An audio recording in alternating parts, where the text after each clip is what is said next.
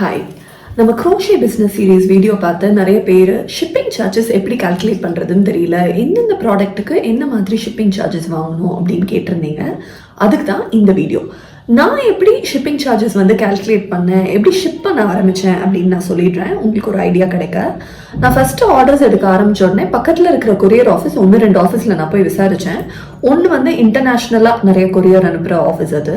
அங்கே அவங்க என்ன சொன்னாங்க, கொரியர் பாய் டெய்லி வருவாங்க உங்கள் ஏரியாவுக்கு, அதனால டெய்லி 5 o'clock-குள்ளே உங்களுக்கு கொரியர் ஏதாவது அனுப்பணும்னு நீங்கள் கால் பண்ணி சொன்னீங்க அப்படின்னா நாங்கள் பிக்கப் அரேஞ்ச் பண்ணுறோம், நாங்கள் வீட்டுக்கே பிக்கப் பண்ணிப்போம் அப்படின்னு சொன்னாங்க. ஆனால் அவங்களோட டெலிவரி சார்ஜஸ் எனக்கு ரொம்ப ஹையாக இருந்தது.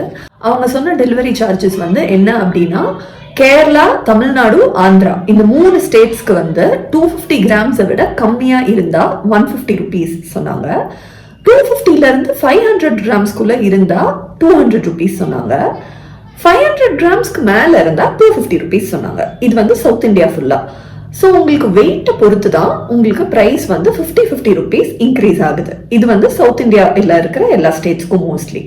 நார்த்துக்கு ஸ்டார்டிங்கே லெஸ் தென் 250 கிராம்ஸ்க்கு 200 rupees சொல்லியிருந்தாங்க. அதுக்கப்புறம் 250 rupees 300 rupees அப்படின்னு இன்க்ரீஸ் ஆகுது. உங்களுக்கு 250லேருந்து 500 கிராம்ஸ்க்கும் 500 கிராம்ஸ்க்கு மேலேயும். ஸோ 50 rupees ஜாஸ்தி ஆகுது. ஆனால் எனக்கு இந்த ப்ரைஸ் ஓகேன்னு படலை. ஏன்னா 200 rupees எனக்கு ரொம்ப ஜாஸ்தியாக இருந்தது. உங்களுக்கு கஸ்டமர் 400 rupeesக்கு ப்ராடக்ட் வாங்குறாங்கன்னா 200 rupees ஷிப்பிங் கண்டிப்பாக உங்களுக்கு தரத்துக்கு இன்ட்ரெஸ்ட் இருக்காது. அதனால நான் இன்னொரு கொரியர் ஆஃபீஸ் போய் விசாரித்தேன். இது நிறைய லோக்கலில் பல்காக ஷிப் பண்ணுற ஒரு கொரியர் ஆஃபீஸ். அவங்க கிட்ட நான் போய் என்கொயர் பண்ணதுக்கு அவங்க இதே சார்ஜஸ் கொஞ்சம் கம்மியாக சொல்லியிருந்தாங்க. அவங்க கிட்ட தான் என்னோட ஃபர்ஸ்ட் ஒரு 3-4 ஆர்டர் அவங்க கிட்ட தான் ஷிப் பண்ணேன். என்னோட ஃபர்ஸ்ட் ஆர்டர் 320 கிராம்ஸ் இருந்தது. அதுக்கு நான் 100 rupees தான் பே பண்ணேன். செகண்ட் ஒரு ஆர்டருக்கு 850 கிராம்ஸ் இருந்தது. அதுக்கு நான் 200 rupees ஷிப்பிங் சார்ஜ் பே பண்ணேன். அதுக்கப்புறம் 500 விட கொஞ்சம் கம்மியாக இருந்த ஒரு ஆர்டருக்கு நான் 120 rupees பே பண்ணேன். எனக்கு ப்ரைஸ் என்னதான் இந்த கொரியர் ஆஃபீஸ் ஓகேவா இருந்தாலும் சர்வீஸ் வைஸ் நீங்கள் கேட்டீங்க அப்படின்னா நான் கண்டிப்பாக ஹாப்பியாக இல்லை அப்படின்னு தான் சொல்வேன். ஃபர்ஸ்ட் ஆர்டரை நான் கும்பகோணம், தமிழ்நாடு ஷிப் பண்ணேன். அங்கே டிரான்சிட் அப்படின்னு போட்டு எனக்கு ஒரு 4 நாள் ஆகி டெலிவரி ஆகலை. 2 நாள்லேயே போயிடும் அப்படின்னு சொன்னாங்க. ஆனால் எனக்கு டெலிவரி ஆகலை. கேட்டதுக்கு உங்கள் ஏரியா வர கொரியர் பாய் லீவு, நீங்கள் கலெக்ட் பண்ணிக்கோங்கன்னு சொல்லி கஸ்டமர் பரவாயில்ல நான் போய் கலெக்ட் பண்ணிக்கிறேன்னு சொல்லி கலெக்ட் ஆகி தான் அந்த ஃபர்ஸ்ட் டெலிவரி நடந்தது. 2வது ஆர்டர் எனக்கு புனேக்கு டெலிவரி. அதே மாதிரி 2-3 நாள்ல போயிடும்னு சொன்னாங்க. 4 நாள் 5 நாள் ஆச்சு.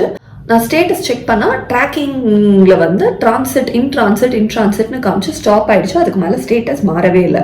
அதுக்கப்புறம் நான் ட்ராக்கிங் ஐடியா கொடுத்து கொரியர் ஆஃபீஸ்க்கு கால் பண்ணி நிறைய தடவை கேட்டதுக்கப்புறம் என்ன சொன்னாங்க, கஸ்டமரை நாங்கள் கலெக்ட் பண்ணிக்க சொல்லியிருக்கோம் அப்படின்னு சொன்னாங்க. நான் அப்பவும் நீங்கள் எப்படி கலெக்ட் பண்ணிக்க சொல்லலாம், நான் டெலிவரிக்கு தானே பே பண்ணியிருக்கேன் அப்படின்னு சொன்னேன். கிட்ட நான் இத்தனைக்கும் சொல்கிறேன், நான் 200 rupees பே பண்ணியிருக்கேன், நீங்கள் போயெல்லாம் கலெக்ட் பண்ணாதீங்க, அவங்கள வீட்டில் டெலிவர் பண்ண சொல்லுங்க அப்படின்னு சொன்னேன். பட் என் கஸ்டமர் பரவாயில்ல நான் ஆஃபீஸ் போகிற வழி தான், நான் போயே கலெக்ட் பண்ணிக்கிறேன் அப்படின்னு சொல்லிட்டாங்க. அதனால இந்த 2 ஆர்டர்லையுமே எனக்கு கஸ்டமர் போய் பிக் பண்ண மாட்டேன் அப்படின்னு இருந்திருந்தாங்கன்னா, ஒன்று எனக்கு ஆர்டர் கொரியர் ஆஃபீஸ்க்கு ரிட்டர்ன் போயிருக்கும், இல்லை எனக்கு ரிட்டர்ன் வந்திருக்கும். 2த்துலையுமே எனக்கு லாஸ் தான். கஸ்டமர் கிட்டேயுமே எனக்கு ஒரு கெட்ட பேர் தான். அதனால கண்டிப்பாக இது ஒரு பெரிய ப்ராப்ளம் தான் ஷிப்பிங்கை பொறுத்த வரைக்கும். அதனால நீங்கள் சூஸ் பண்ணுற ஷிப்பிங் ஏஜென்சியை பார்த்து சூஸ் பண்ணுங்கள். அது உங்களுக்கு ஓரளவுக்கு உங்களோட ஸ்ட்ரெஸ்ஸையும் டென்ஷனையும் கம்மி பண்ணி உங்கள் ஒர்க்கை ஈஸியாக. அதுக்கப்புறம் தான் எனக்கு தெரிய வந்தது, நிறைய கொரியர் ஏஜென்சிஸ் 2-3 பார்ட்னர்ஸோட அவங்க கான்டாக்ட் வச்சுருக்காங்க, டைப் வச்சுருக்காங்க. ஸோ நீங்கள் இப்போ ஒரு ஆர்டரை ஷிப் பண்ணுறீங்க அப்படின்னா அவங்க டைப் வச்சிருக்கிற ஏஜென்சி கிட்ட போனதுக்கப்புறம் ட்ராக்கிங் ஸ்டாப் ஆயிடுது. இது எனக்கு தெரியாது இத்தனை நாள். ஸோ ட்ராக்கிங் அந்த செகண்ட் போகிற டைப் ஏஜென்சிக்கு போகும்போது ஸ்டாப் ஆயிடுது. அதுக்கப்புறம் அந்த டைப் ஏஜென்சி சில பின்கோட்ஸ்க்கு எங்களுக்கு டெலிவரி இல்லை, நீங்கள் கலெக்ட் பண்ணிக்கோங்க அப்படின்னு சொல்கிறாங்க. இதுதான் நடக்குதுன்றது எனக்கு அதுக்கப்புறம் தான் தெரிஞ்சது. அப்புறம் அதே கொரியர் பார்ட்னர் கிட்ட எனக்கு இன்னொருத்தவங்க சொன்னாங்க, இது சில பின்கோட்ஸ்க்கு மட்டும்தான் இன்டீரியராக இருக்கும் போதெல்லாம் ஆகுது, மேஜர் சிட்டிஸ்க்கு நீங்கள் ஷிப் பண்ணீங்கன்னா இந்த ப்ராப்ளம் வரதில்லை அப்படின்னு சொன்னாங்க. சரிட்டு அதே கொரியர் பார்ட்னர் கிட்ட நான் சென்னைக்கு ஒரு ஆர்டர் வந்தது, நான் ஷிப் பண்ணேன். 2 நாள்ல ஷார்ப்பாக வீட்லேயே டெலிவரி ஆயிடுச்சு. ஸோ அப்போதான் எனக்கு தெரிஞ்சது, ஊரில் இல்லை சில பின்கோட்ஸ்க்கு மட்டும் இந்த மாதிரி ஆகுறது காமன் அப்படின்னு. ஆனால் அதுக்கான காரணங்கள் இதெல்லாம் தான். இது 2 கொரியர் ஏஜென்சி. ரெண்டாவது வந்து இந்தியா போஸ்ட். இந்தியா போஸ்ட்டுமே வந்து சர்வீஸ் ரொம்ப நல்லா இருக்குன்னு சொல்லி நிறைய பேர் இந்தியா போஸ்ட் தான் யூஸ் பண்றாங்க டெலிவரிக்கு. இந்தியா போஸ்ட்டை பொறுத்த வரைக்கும் ஒரு டிராபேக் நான் கேள்விப்பட்ட வரைக்கும் என்ன அப்படின்னா, அவங்க வந்து கால் எல்லாம் பண்ண மாட்டேங்கிறாங்க. டெலிவரிக்கு வந்து வீடு பூட்டி இருக்கு இல்லை யாரும் இல்லை அப்படின்னா அது வந்து ரிட்டர்ன் போகுது அப்படின்றது நான் ஒரு இது கேள்விப்பட்டேன்.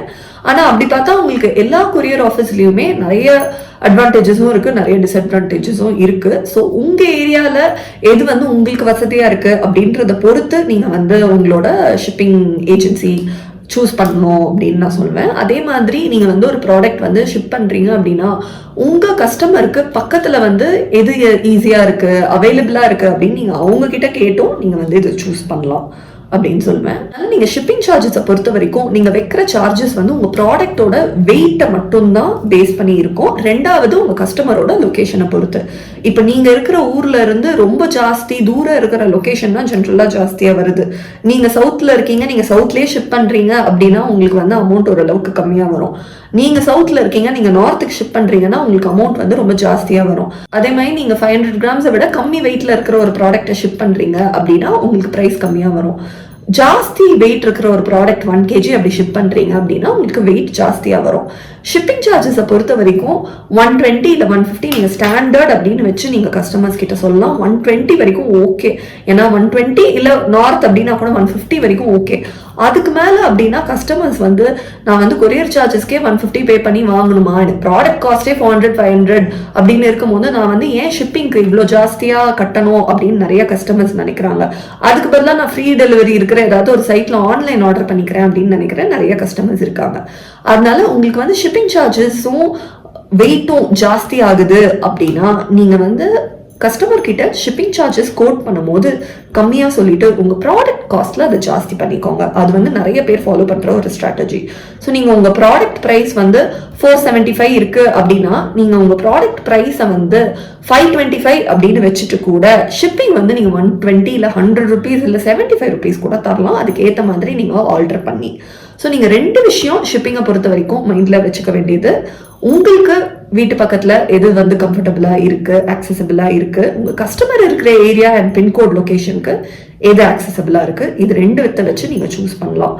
ரெண்டாவது உங்களுக்கு பிக்கப் வீட்ல இருந்து வேணுமா அப்படின்றது. ஏன்னா உங்களுக்கு வீட்டு பக்கத்துல இருக்கிற ஒரு கொரியர் ஏஜென்சி அப்படின்னா அவங்க வந்து பிக்கப் பண்ணுவாங்க. அப்படி இல்லைன்னா நீங்க தான் போய் உங்க ப்ராடக்டை ஷிப் பண்ணணும்.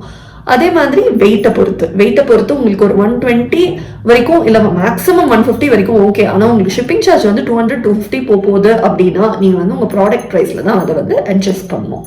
ஸோ இது வரைக்கும் நான் சொன்ன எல்லாத்துலேயுமே உங்களுக்கு வந்து ஷிப்பிங் சார்ஜஸ் எப்படி கால்குலேட் பண்ணுறது அப்படின்னு ஒரு ஐடியா கிடைச்சிருக்கோன்னு நம்புறேன்.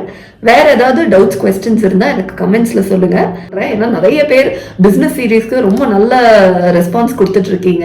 ஸோ நிறைய பேர் கேட்டது ஆர்டர் எப்படி எடுக்க ஆரம்பிக்கிறது, நீங்க எப்படி ஆர்டர் எடுக்க ஆரம்பிச்சீங்க. ஸோ அதை அடுத்த வீடியோல சொல்றேன். இந்த வீடியோ உங்களுக்கு ரொம்ப யூஸ்ஃபுல்லா இருந்திருக்கும்னு நினைக்கிறேன். எல்லா வீடியோஸையும் மிஸ் பண்ணாம பாக்குறதுக்கு நம்ம சேனலுக்கு சப்ஸ்கிரைப் பண்ணுங்க. பை.